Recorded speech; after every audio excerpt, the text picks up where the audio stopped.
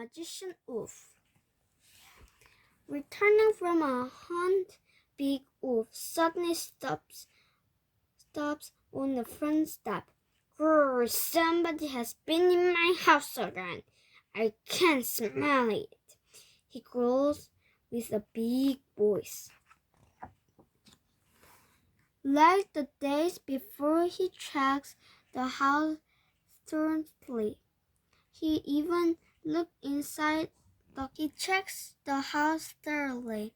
He even looks inside the cupboard in case someone would hide in there. But the cupboard is empty. Big Wolf is very angry. Tomorrow, instead of going hunting, I will stay in right here and hide.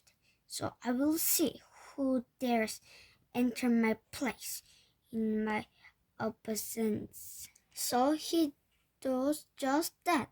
Very soon, from his hiding place, he can hear the rustling of ferns, then a rustling from ferns, then a footstep. The door opens up with a crack. Big Wolf quivers with impatience. Very slowly, he sneaks a glance outside, and what does he see? A rabbit! A pretty good-looking rabbit, too. Quite fat and plump, he seated there nicely, waiting for dinner. How nice of you to come and visit me. Big Wolf roars, leaped out of his hiding place. You are staying for dinner, I hope, he adds. The poor rabbit rolled his eyes. Wait, Mr. Wolf, don't hurt me. I'm not the ordinary rabbit, you know. Oh, really? So when I look at you, all I see is a good rabbit stew. It would be a big mistake to eat me. The rabbit insists suddenly, very self-confident. Come on, choose any one, he says to Big Wolf, shoving a used-up deck of cards in his face. Big Wolf stunned complete. The rabbit starts shuffling the cards at such a breathtaking speed that Big Wolf's eyesight gets blurred. And here is your card, the rabbit's trumpet. Fantastic! Big Wolf exclaims. How did you do that? I told you I'm not an ordinary rabbit. In fact, I'm a magician rabbit. But please keep that yourself. Nobody should know. But Big Wolf doesn't feel like telling the story to anyone. He feels too happy with his new friend. The magician rabbit has settled down at his place now, and the long winter evenings have never seemed too short. He is such a joyous companion. However, with the first beautiful days of the year, the magician rabbit gets quite melancholic. He loses his appetite. He loses his sleep. He doesn't even feel like doing card tricks anymore. I think I would like to get married, he finally sighs. If that is all you need, I can easily find you a wife. Big Wolf says, relieved. That same night, he brings back home a pretty rabbit lady. His friend's happiness makes Big Wolf's heart grow warm. He can't remember having even been this happy before. In no time, the house fills up with little rabbits. For the first time in his life, Big Wolf can enjoy the simple pleasure of family life. His favorite time of the day is the evening when he sits down in his armchair and opens up his big storybook over his lap. All the young rabbits then gathered around him, with their attentive ears pricked up.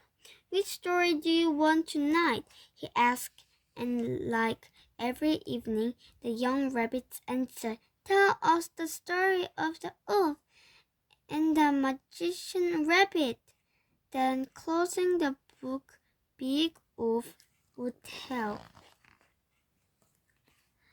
All this, of course, is Big Wolf's secret, but in the forest news travels fast, and one morning, as he is getting home, his arms full of groceries, a pack of wolves suddenly blocked his way. "Look who's here! Isn't it our dear Big Wolf?" the first wolf says, acting surprised.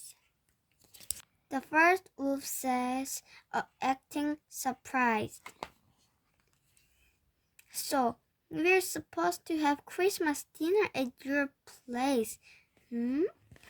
Apparently, we will have some rabbit, won't we?" "Well, such much for the surprise then," says Big Wolf, trying to hide his embarrassment. "What a shame. But we won't hold it against you. It is so nice to have thought of us. What a feast it will be. A Christmas we will never forget, thanks to you." Horrified, Big Wolf runs back home. "We are lost," he shouted, and he tells his friend the whole story. "We don't need to worry," his friend says. "You forget I am not an ordinary rabbit. I've got more than one trick up my sleeve.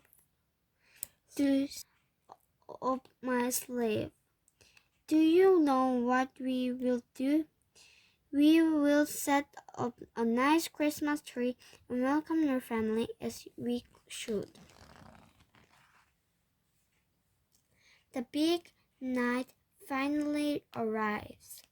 At 7 o'clock sharp, the wolves knocked at the door. "It's us! Merry Christmas, Big Wolf!" "Merry Christmas, my friends! Please come in and make yourselves at home. We are waiting for you," before we started cooking. "It will soon be ready," Big Wolf assures them while putting the pot on to boil. "In the meantime, I've prepared a little something especially for you." Big Wolf pulls a deck of cards out of his pocket. "Come on, choose one, anyone," he says. Big Wolf is well trained. Not once does he fail to guess the card. He can also shuffle the deck at a breathtaking speed. The wolves are subdued. "In fact, didn't we come to eat some rabbit stew?" one of the guests suddenly remembers. "What a disaster!" Big Wolf exclaimed as he lifted up the lid. "I think it is overdone. Oh my, what a rich cook I am." wretched cook I am. What a wretched cook I am. A wretched cook maybe, but still some magician. The end.